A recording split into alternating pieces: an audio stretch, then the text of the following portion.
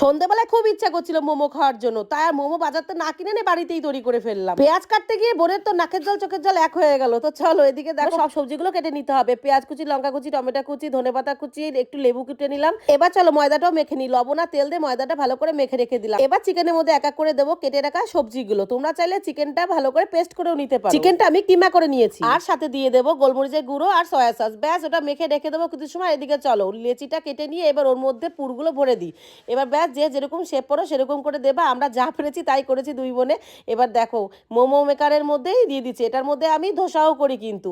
এবার স্টিমে বসিয়ে দিলাম, স্টিম হয়ে গেছে, নামিয়ে নিয়েছি। এবার যেটা করবো, একটা বাটির মধ্যে সয়া সস, চিলি সস আর টমেটো সস, ব্যাস এগুলো একসাথে মিশিয়ে নিয়ে আর একটা বাটির মধ্যে একটু কর্নফ্লাওয়ার গুঁড়ে নেবো। কড়াইয়ে সামান্য তেল দিয়ে ওর মধ্যে রসুন কুচি দিয়ে এবার সামান্য জল দিয়ে ওর মধ্যে কর্নফ্লাওয়ার দিয়ে নামানোর আগে একটু পেঁয়াজ কুলি দিয়ে নামিয়ে নেবো। এবার মোমোর উপর দিয়ে ছড়িয়ে দেবো। দারুণ হয়েছিল, দুর্দান্ত হয়েছিল খেতে। ভিডিওটা ভালো লাগে অবশ্যই লাইক কমেন্ট শেয়ার করো। বাই।